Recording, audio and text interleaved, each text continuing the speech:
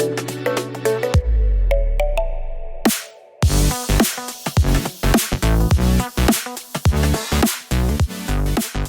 nature of pandemic is there is no blueprint to follow. So I guess for everyone within the industry, the last 18 months have been a huge challenge as to what would happen. I think if you go back a full year, then everyone was in a very strange situation. You know, would students come? Could they come? Did they feel safe to be at university?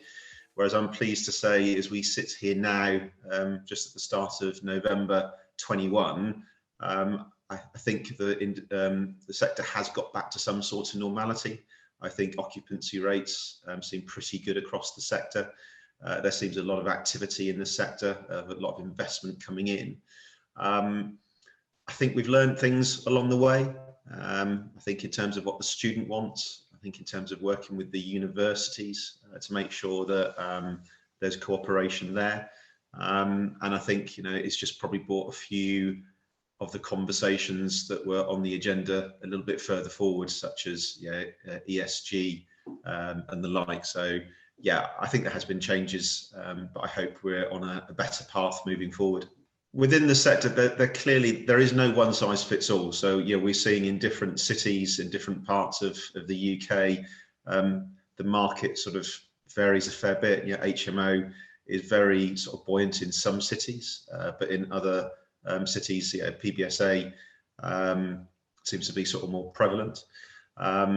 So from that point of view, I think the usual rules apply that says, if you're the student or the parent, there are choices open to you.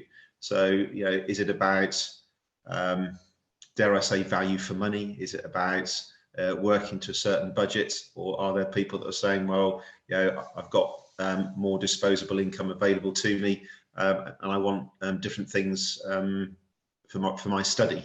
So, I think it's just made people start to sort of think, what is right for them? And like I said, there really isn't one size fits all. Well, I'm joining the CEO panel discussion, which will be hosted on the day.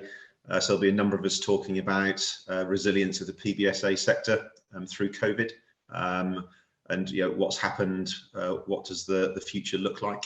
So I guess part of that will be driven by the facilitator in terms of topics we cover. But I think, where we stand today, I'm delighted to sort of say students have come back this year, not just domestic, but international. If you look at the figures from UCAS, then I think domestic students percentage has increased 7-8% this year. So there's more domestic people coming.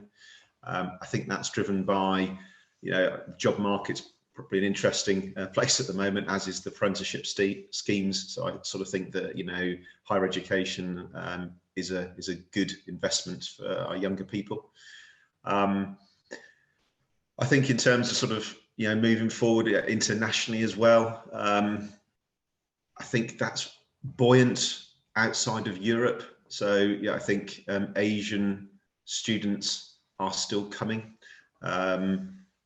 Indian students seem to be coming through in good numbers, despite obviously the rather sort of harrowing sort of scenes we saw earlier in the year in terms of Indian COVID crisis, but they are coming.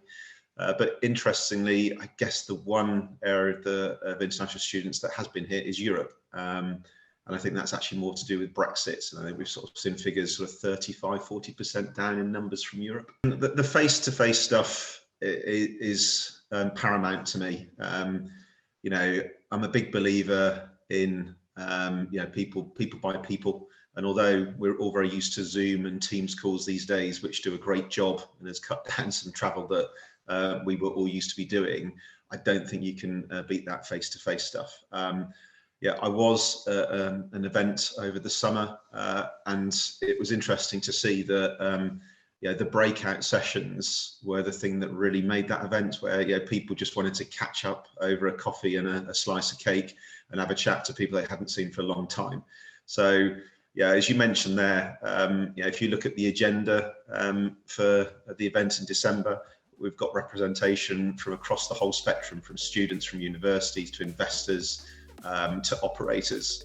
And I just think that face-to-face time to have that discussion and talk about stuff is what makes the industry work, and is a vital part of people having that network time, hear good content, and just have some food for thought as to what that means to them, their business, and their part within the sector.